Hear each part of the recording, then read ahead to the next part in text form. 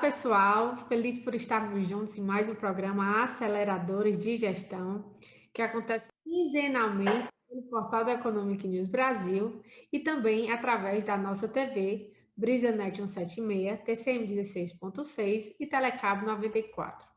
Então, gente, a nossa entrevistada de hoje é a Luísa Menezes, CFO do IBEF Mulher, e que nós vamos falar sobre questões relacionadas a competências para liberar na era digital, os maiores desafios enfrentados por CFO hoje em dia e tantas outras coisas que eu espero que você nos acompanhe até o final e que você possa levar as informações para o seu dia a dia. Então, boa noite, Luísa. Muito obrigada por topar, aceitar o nosso convite, né? A gente teve um pouquinho de problema com a agenda, mas graças a Deus tudo foi resolvido.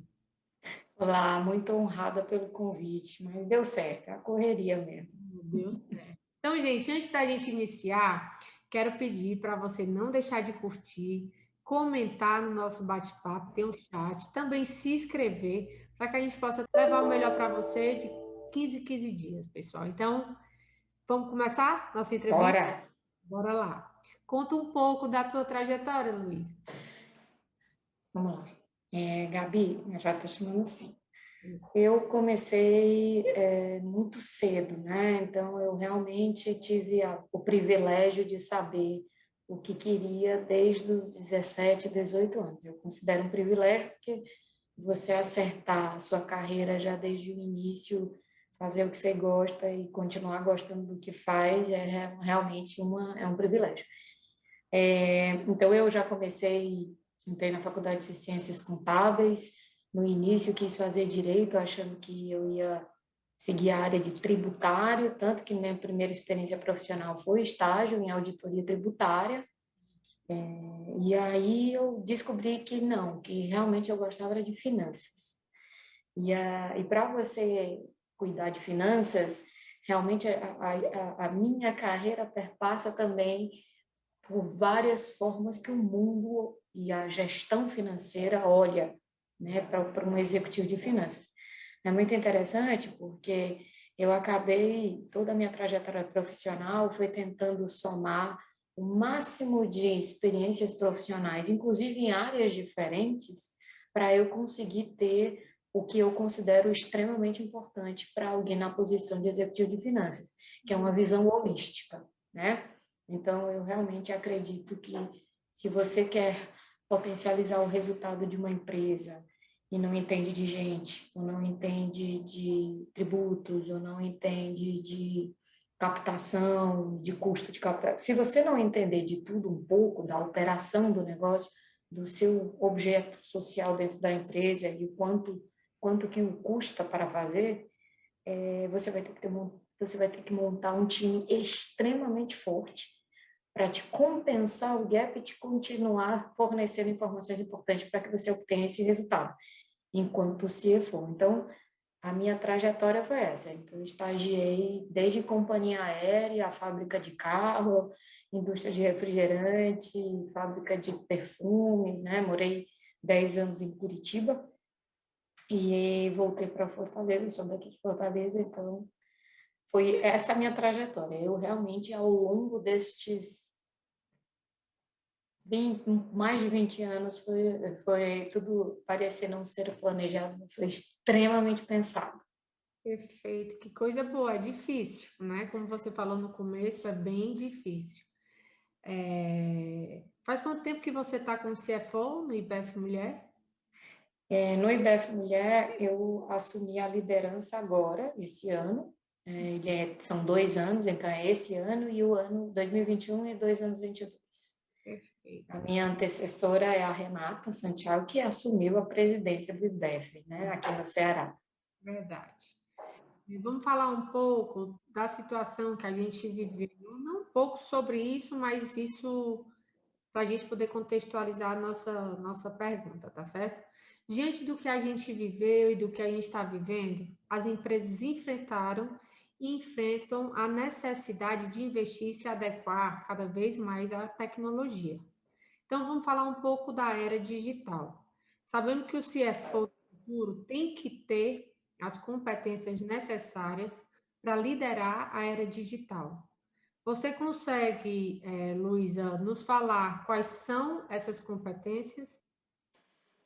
Na era digital, vamos lá, voltando até por um pouquinho que eu falei no meu preâmbulo, vamos dizer assim, né?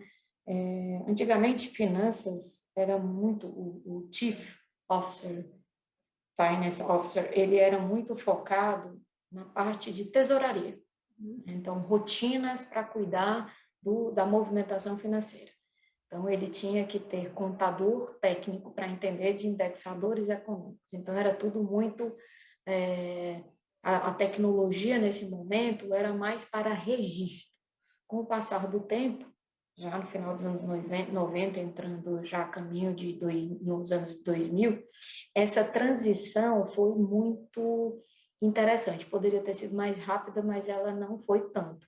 Então, essa posição de finanças, ela sai de um mero registro para ter que a inovação tecnológica forneça subsídios suficientes para que você consiga interpretar e não ficar se preocupando se o registro está correto. Isso é facilmente detectável por tecnologia, né? Então, trazendo para o momento de hoje, tanto na evolução do registro da informação para você conseguir interpretar, né, registro o dado transforma em informação e aí você consegue tomar decisões, planejar, prever, projetar resultados. E, assim, saindo um pouco da esfera da informação de finanças, é a empresa como um todo, né? Então, quanto mais o mundo é muito, a concorrência é muito grande. Faz mais de 15 anos que a concorrência passou a ser global. Agora, principalmente nesse momento pandêmico, o que nos mostrou é que não tem fronteiras, não tem limites, é tudo muito digital. Eu estou falando com você, eu acredito que você esteja a muitos quilômetros de mim, inclusive de fuso horário diferente, e isso não é um empecilho nos dias de hoje. Então, se uma empresa não consegue estar neste momento, se uma empresa não consegue adequar seus processos, as pessoas preparadas para lidar com tecnologia, você fazer um mapeamento de tudo que é possível trocar de rotinas para inovação e deixar realmente uma equipe preparada para interpretar e ser rápida na tomada de decisão, você já está em desvantagem, né? Então, é muito interessante que esse medo de trocar tecnologia por pessoas, isso aí já foi muitos anos, décadas em revolução industrial, muito tempo atrás. Isso não existe. Na verdade, pessoas com este pensamento é que já estão substituídas e não perceberam, né? Então, você tem uma justiça trabalhista que há muitos anos só recebe processos se for completamente digitalizado. E depois vieram as outras áreas, né, da justiça. Tudo que você faz hoje é digitalizado. Então, tipo assim, não há como fugir da inovação tecnológica quando as empresas que ficaram atrasadas nisso foram pegas de surpresa pelo avanço tecnológico dos próprios órgãos fiscalizadores. Então, não é uma opção, não é uma moda, é extremamente importante. Perfeito. Vamos falar um pouco dos desafios e aí trazer mais uma vez para o CFO. Quais são os maiores desafios de hoje? Eu vou separar minha resposta em gestão estratégica de pessoas, de processos, vamos dizer assim, e também da própria questão de vantagens e desvantagens na hora que você trata do nosso propósito, que é a movimentação financeira, né? Então, assim, antigamente, como eu estava falando, o CFO tinha uma posição mais de back-office. Dos anos 2000 para cá, essa posição não é de back-office. Realmente, o CFO tem muita gente que agora está trocando diretor financeiro para diretor de performance, né? Por que que é? Eu acredito muito nisso, tá? Porque você vê o seguinte, os números falam, né? Quando você está mensurando e medindo o resultado de uma empresa, comparando com uma projeção, você está verificando e medindo a performance das tomadas de decisão, a velocidade com que isso foi favorável ou não para o negócio. Então, o maior desafio que eu acho para o CFO, dentro de uma empresa familiar, vamos falar assim, as empresas familiares, elas ainda estão, atualmente, tem uma grande quantidade de empresas que estava num processo de sucessão do seu primeiro, né, vamos dizer, do seu fundador. As empresas que já fizeram a primeira sucessão e a segunda, elas estão mais profissionalizadas. E o que é que isso tem para o CFO? Muito interessante. O CFO, quando está numa empresa familiar, seja ela já a caminho de se profissionalizar ou recentemente profissionalizada, ele se torna um amortecedor. É muito interessante, eu não sei se você já viu por esse lado, como essa pessoa que está olhando os números, que está projetando os resultados, que está dizendo, olha, na parte da operação a gente tem que dar uma trabalhada na estrutura, tornar mais leve, ó, a gente precisa fazer estudos tributários para a gente planejar isso diferente, ter vindo uma reforma. Ao invés da gente perder, investir mais tempo pensando no negócio de uma forma mais planejada, a gente a posição do CFO acaba muito mais nessa posição conciliador de interesses, né? Eu comecei a falar da empresa familiar porque quando você vai para a empresa multinacional, você não vai mais para uma questão de interesse, você vai para um outro nível de, às vezes são conflitos de nacionalidades, algumas coisas, algumas vezes são visões diferentes, né? Então, realmente o CFO tem essa posição, precisaria estar ao lado do CFO como o braço direito, olhando para frente, atentando, medindo toda a performance do negócio. Mas o grande desafio é perceberem esta importância, esta relevância. Porque senão você tem um cara que tem tudo para te colocar num lugar que você às vezes nem sabe que é capaz, você faz um planejamento, você faz metas, e alguém fica fazendo todas essas análises para descobrir com o que você tem para chegar onde você quer, a gente precisa fazer tomar essas decisões em tanto tempo. Quando você trata essa pessoa como alguém que cuida do seu dinheiro apenas, você está reduzindo aí, mais uma vez, ficando para trás da concorrência, vamos falar dessa forma, né? O desafio é esse, entender em que os outros diretores dentro de um corpo entendam qual é a relevância do papel de um CFO, né? Perfeito. Para você, Luísa, quais são as características que o executivo atual precisa ter para obter o melhor resultado, tanto das pessoas quanto dos negócios? Eu já acreditava, eu não sei se era com toda humildade, eu não sei se é porque eu gostava de entender a pessoa jurídica como um sistema de uma pessoa física, né? Existe um corpo, existem partes, as engrenagens precisam estar muito bem afinadas e alinhadas, para você observar se o giro de alguma engrenagem não está dificultando ou vai daqui a pouco estragar todo aquele sistema. O que eu costumo dizer é que um comportamento muito importante, um skill, né, como as pessoas falam, é esta visão do todo, é esta visão holística. Se uma pessoa na posição de planejamento não tiver profundo conhecimento do negócio que ele administra, a chance de ele ficar apenas em projeções de sistemas ou do Excel, ou de alguma tecnologia, e não interpretar isso de forma humana, principalmente na geração que a gente está observando, não funciona. Nem o cliente mais está interessado em ter um produto a qualquer custo, seja ele barato ou caro, e nem os profissionais de hoje em dia não estão aceitando desafios por causa de uma proposta salarial ou de um pacote de remuneração. Não é mais isso que move as decisões, nem do cliente e nem do capital humano das empresas. De fato. Falta de verdade. E aí vamos falar um pouco do executivo de alta gestão, certo? Vamos. O que significa chegar lá? Eu, quando ouço essa pergunta, eu fico assim, quando eu chegar lá, se é que eu vou chegar, porque eu não sei o que é lá, é uma provocação muito bacana quando perguntam, né? É, particularmente, eu nunca planejei estar onde estou.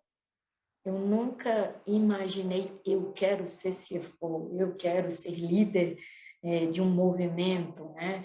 Eu estou aqui para ser. Eu nunca planejei estar atuando, estar na posição que eu tenho hoje. Eu sempre foquei muito em ter propriedade no que eu faço, ter propriedade no que eu digo, e mais, não só teórica, eu tento ter a vivência prática. E quando não tenho, eu dou um jeito aí de correr atrás. Então, quando você fala assim, o que é chegar lá, dependendo da fase da sua vida, é muito interessante, as respostas mudam, né? Quando você está no começo da sua carreira, chegar lá, de repente ter uma remuneração X, ou poder adquirir alguns sonhos ou projetos pessoais, Ser reconhecido, né? ser reconhecido, que nem a pirâmide de Maslow, tem lá todos os níveis que você vai das necessidades fisiológicas ao reconhecimento, mas falando do chegar lá, por exemplo, quando você está falando com um executivo de alta performance, que já passou por muitas coisas, já viveu num ritmo acelerado, um executivo de alta performance, um executivo de alta gestão, ele não é diferente de um atleta de alta performance. E pode perguntar para qualquer médico, ser atleta de alta performance não é sinônimo de saúde. Então, o executivo, eu acredito que chegar lá, na minha posição, é equilibrar. E no dia que eu conseguir, de verdade, equilibrar minha vida social, minha vida pessoal, a minha vida profissional, e conseguir manter tudo isso com saúde e ainda em tempo de usufruto, né? Porque senão fica muito tarde. Eu acho que isso é chegar lá. O equilíbrio é a chave de tudo, inclusive É, chegar lá. eu ainda estou na teoria, não estou na prática deste equilíbrio. Não, mas vai dar certo, Vai sim. vai dar certo, né? E fala pra gente, Luísa, quem foi uma pessoa influente para você? Caramba, muita gente, mas vamos lá. Quando você é criança, você olha para os seus pais e fica, meu Deus. Eu olhava isso quando eu era criança, eu dizia, meu Deus, eu não aguento fazer prova, esses dois não param de fazer faculdade, porque a minha mãe, acho que ela se graduou umas 3 vezes fora pós-graduação. Meu pai não fica atrás. Também se graduou, ele foi umas 3 vezes, mas não sei quantas especializações. A primeira coisa que me chamou a atenção é que eles nunca pararam de estudar. Eles têm 70 anos de idade e nunca pararam de estudar até hoje. Então, assim, a minha primeira referência de disciplina e de ter propriedade foram os dois, né? A minha mãe, particularmente, por ser uma mulher muito guerreira, e o meu pai de ser um vanguardista, né? Eu moro num estado extremamente machista. Imagina, eu, mulher, na área de finanças, eu era praticamente a única em muitas salas de reunião. Fui morar no sul do país, morei 10 anos em Curitiba, e eu continuava a ser a única mulher da sala e nordestina. Vale ressaltar mais uma característica. Mas é muito interessante quando você passa a sua infância ouvindo, estude e vá ser independente para você escolher o que você quer fazer e não fazer o que a vida escolhe, o que lhe cabe fazer. E mais, faça isso sem depender, né? Ou de alguém ou de tornar-se refém dessa situação. Então, meus pais foram, assim, meu norte, minha bússola.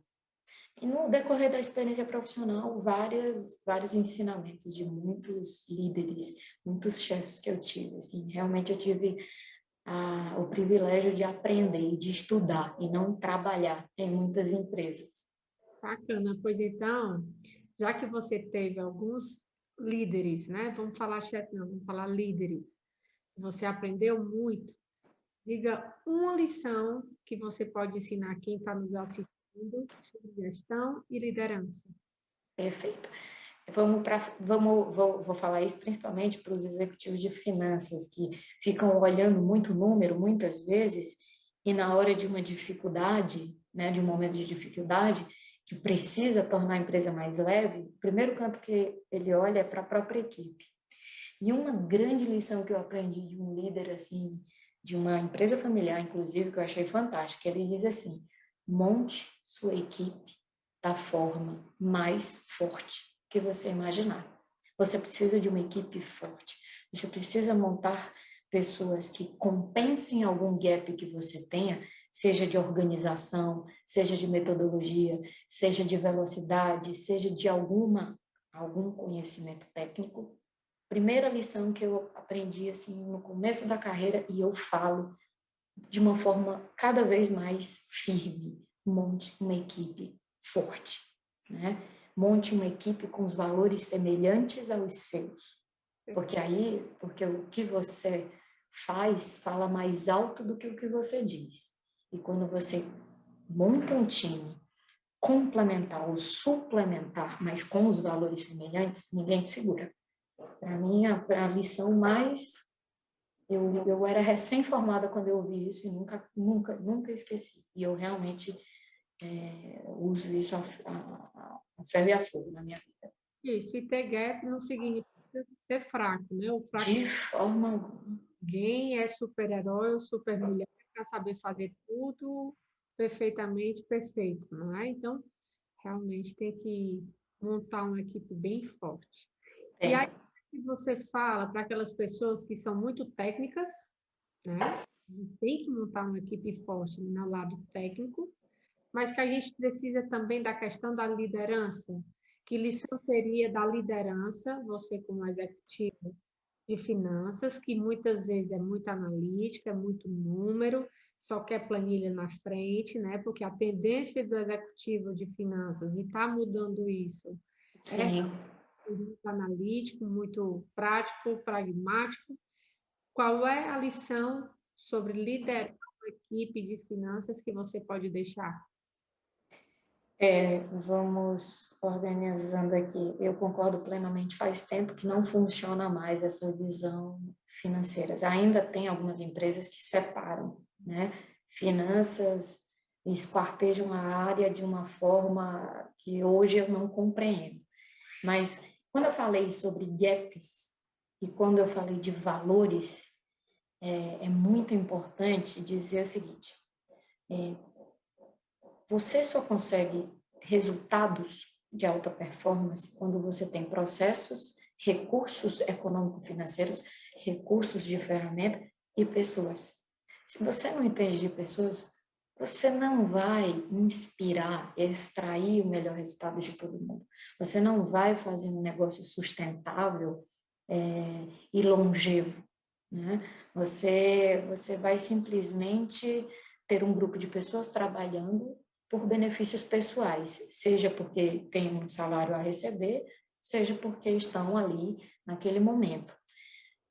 Isso nunca ficou tão desafiador quanto nas gerações que compartilham tudo, né? São essas gerações que hoje estão acessando o mercado de trabalho com formação técnica muito semelhante a muitas pessoas que ralaram décadas, mas o que eu acho desafiador para não só desafiador, básico, entender de pessoas, ter uma visão humanística. Não cabe. Você ter o conhecimento técnico hoje, qualquer inteligência artificial pode proporcionar estas informações para você. A tecnologia, lembrando quando a gente falou, a tecnologia vai tirar da frente esse tipo de visão que não cabe mais, né? Então, se você não sabe trabalhar em equipe, você vai ser selecionado naturalmente a retirar-se. Não tem como, né? Eu costumo falar muito de um custo invisível e altíssimo para as empresas, que se chama custo do ego. É impressionante como o custo do ego é mais caro do que implantar inovação tecnológica. É mais caro do que você formar uma equipe inteira com o melhor curso, seja de formação comportamental, seja de formação técnica. E essa geração que também não tem o apego, eu estou aqui porque me interessa, mas daqui a pouco eu posso ir para lá. Se este líder não tiver sintonizado em fazer a diferença no mundo, em proporcionar algo a mais para a sociedade, em tornar o negócio parte deste processo, não importa que área você é, se você é indústria, se você é serviço, se você é comércio, se o líder desta empresa ou os líderes desta empresa não entenderem disso, vão ser substituídos por máquina. Como um grande executivo, Geraldo Luciano, até participou de uma palestra com vocês, né? Isso. Fala que a tecnologia está aí para todo mundo, os recursos financeiros estão aí para todo mundo, mas as pessoas é o que faz realmente a diferença em qualquer negócio, né? Então, muito bacana, tá dando bem igual com o que ele estava falando na palestra. O Luciano é um executivo admirável, né? É fantástico. E eu fico muito feliz que existam realmente cada vez mais pessoas se pronunciando desta forma, né? Porque é muito interessante, uma coisa que eu acabei me lembrando agora, e eu acho muito importante, que é outra dica que eu dou para os líderes de finanças. Na minha época de escola, a grande maioria dos meus colegas de sala foram para a área de saúde. Quase todos viraram médico. E aí a gente se encontra naqueles encontros de turma e eu, sei lá, acho que estava no começo da carreira profissional e toda a vida me sentia assim, não, eu sei que você é nobre, você salva vidas. A minha carreira, eu cuido de dinheiro, eu não sei nem por que eu mexo, eu nem tenho essa ligação com dinheiro, como é que eu vim parar nessa área? E aí um líder chegou para mim e disse assim, quantas pessoas trabalham aqui? Aí eu fui fazendo a conta, acho que nessa época eram quase 2.000 pessoas. E dentro dessa empresa, ele falou assim, qualquer projeção ou decisão que a gente tome errado, são 2.000 famílias impactadas. Então, quando ele fez isso, é como se ele tivesse assim, tirado um elefante das costas de achar que eu não fazia parte de um processo contributivo para o mundo. E deste ponto para frente, foi a chave que potencializou ainda mais essa minha visão de mundo. Ele te Né? deu um Então, propósito, né? me deu propósito. Me deu o propósito. Eu já gostava do que fazia, mas eu me sentia meio envergonhada. Eu cuido do dinheiro dos outros. Eu cuido do dinheiro dos outros. Mas não, eu cuido de famílias. Ele lhe deu um propósito, e aí é o que motiva, é o que faz a gente acordar todo dia para trabalhar, para fazer o que a gente faz, né? Sem dúvida. Você quer deixar mais alguma mensagem? Estou triste porque já está acabando. Olha, passou rápido, né? Como você disse. Está assistindo? Eu quero deixar assim. Eu estou trabalhando muito, né, lá dentro do líder, no DBF Mulher, e eu gosto muito de provocar as pessoas, né? Provocar no sentido de refletir, né? E eu tenho provocado, se você equilíbrio na vida, essa visão mais holística não tem como ser diferente. E eu acho muito interessante que eu li agora, Vida Simples, gente. Eu realmente tenho isso como um rumo na minha vida. Eu não tenho cargos, eu não tenho salários, eu não tenho projetos financeiros, mesmo sendo uma pessoa que persegue o melhor resultado, a melhor liquidez que uma empresa pode dar.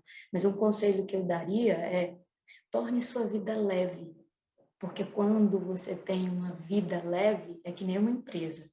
Qualquer turbulência não é um impacto tão grande emocional na sua vida, qualquer transição, você não vai passar por reversos mais drásticos dentro da sua vida. E quando você torna a empresa, a vida mais leve, se eu tenho um carro função ou eu quero um carro emoção? Eu quero morar na casa XPTO ou uma outra me basta. Quando você simplifica a vida, a sua vida de uma forma geral, tem outro sabor. E realmente a gente precisa disso, para a gente diminuir esses gaps na sociedade. A gente entender que a gente consegue viver e ser feliz mais fácil do que a gente imagina. E consegue, né? Consegue. Vivemos aí os últimos tempos e ainda continuamos a viver, mostra isso, que o simples Sem dúvida. tá bom, né?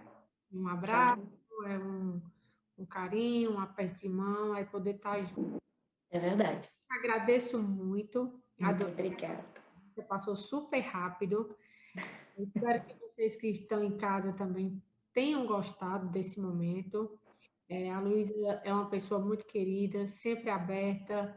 Realmente, o que ela fala sobre refletir, ela sempre traz alguma reflexão ou puxa isso das pessoas para que as pessoas possam estar refletindo e vendo como podem melhorar. Eu só tenho a agradecer por esse momento e a vocês também que estão nos assistindo. Muito obrigada, gente. Então, eu conto com você daqui a 15 dias, 8h30 da noite.